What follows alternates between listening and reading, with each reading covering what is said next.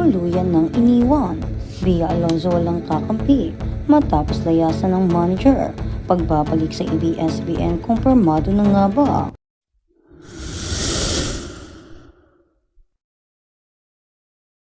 Subscribe at huwag kalimutang pindutin ang notification bell icon para maging updated ka sa bawat upload nating video. Nayanig ang buong industriya ng showbiz matapos pumutok ng isang nakakagimbal na balita na tuluyan na umanong bumuo ang matibay na pader na sinasandalan ng tanyag na aktres na si Bea Alonzo sa isang hindi inaasahang pagkakataon. Kumalat ang bali-balitang binitawan na siya ng kanyang matagal at nagkakatiwala ang talent manager na si Shirley Cua. Ang biglaang paghiwalay na ito ay ng ika-11 ng Agosto ay nag-iwan ng napakaraming katanungan at matitinding espekulasyon, lalo na't kilala ang dalawa sa kanilang tila hindi natitinag na samahan sa loob at labas ng industriya. Ngayon marami ang nagtatanong kung paano na ang takbo ng karera ng premyadong aktres ngayong tila nawalan siya ng pangunahing tagapagtanggol sa gitna ng mga walang katapusang na humihila sa kanyang pangalan. Pababa, Shirley Cua reveals reason for resignation as Bea Alonzo's manager. Ang itinuturo ugat ng nagkakagulat na paghiwalay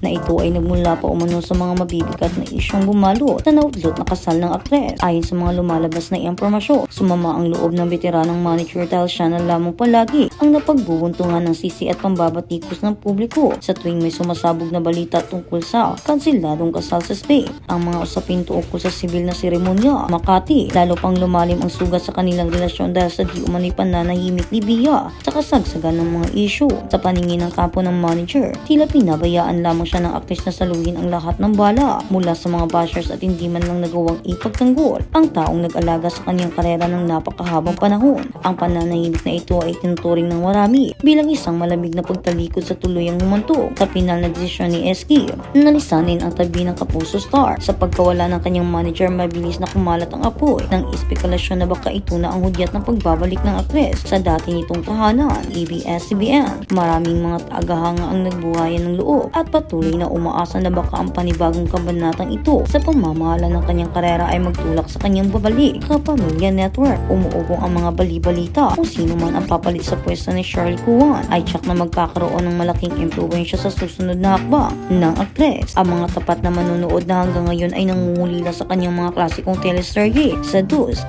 ay abang na abang kung bubuksan bang muli ng aktres ang pinto para sa kanyang dating network tapos ang matinding pagbabagong ito sa kanyang professional na buhay. Sa kabila ng mga umaaktibong chismis ng paglipat, hindi maitatanggi na kasalukuyang namamayagpag ang aktres sa GMA Network at walang anumang kumpirmasyon sa mga isyong ito. Ayon sa mga taong malapit sa kanya, labis ang kalikayan at pasasalamat ni Bea sa mga malalaking proyektong ipinagkakatiwala sa kanya ng mga ehekutibong Kapuso Network na nagbigay ng panibagong sigla sa kanyang pag-arte. Dahil dito, matibay ang paniniwala ng ilang mga eksperto sa industriya na malabo at walang batayan ang usap-usapan tungkol sa kanyang pagbabalik sa ABS-CBN. Bagamat maayos ang naiwan niyang relasyon sa dati niyang istasyon, ang pagiging tapat niya sa GMA at ang dami ng kanyang mga kasalukuyang nakapila at matagumpay na programa ay sapat na patunay na mananatili siyang isang kapuso. Sa huli, mananatiling nakabitin ang publiko sa opisyal na pahayag ng aktres at ng kanyang dating manager habang ang buong bansa ay patuloy na binabantayan kung sino ang susunod na magtututimon sa kanyang makulay ngunit kontrobersyal na karera. At sa kabilang banda, itinanggi ni Shirley Cua ang bansag na siya ay ginawang cash cow ni Bea Alonzo. Inilahad ni Shirley Cua ang dating talent manager ni Bea Alonzo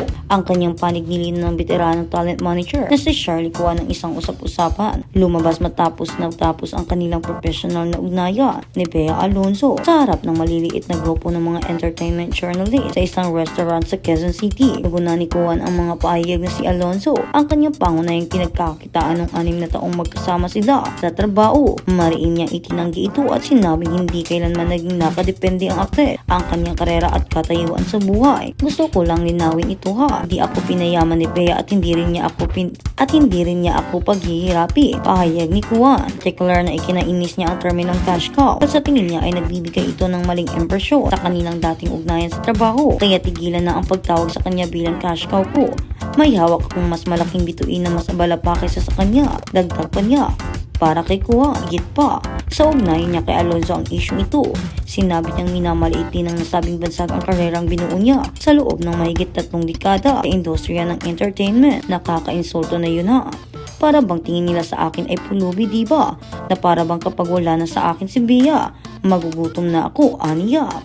Binanggit din ni Kuan ang kanyang matagal at matagumpay na karanasan sa talent management at sinabing maaaring magpapatotoo ang mga taong nakatrabaho niya sa paglipas ng mga taon tungkol sa kung paano niya pinapatakbo ang kanyang negosyo.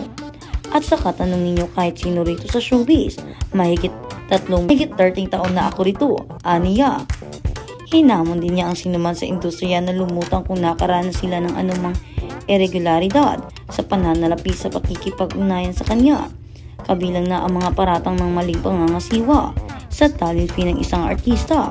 Kabilang sa mga artistang hinawakan ni Kuan sa paglipas ng mga taon, ang ilang kilalang personalidad mula sa iba't ibang henerasyon ng industriya ng entertainment sa Pilipinas. Ilan sa mga pangalang naugnay sa kanyang pamamahala ay sina Helen Gamboa, Albert Martinez, Helda Coronel, Duna Cruz, Agots Isidro at Andrea Brillantes. Dumating ang kanyang mga pahayag matapos kumpirmahin na nagtapos na ang 6 na taong professional na pagsasama nila ni Alonzo noong Agosto 11, 2026. Malaki ang atensyong nakuha ng paghiwalay na ito.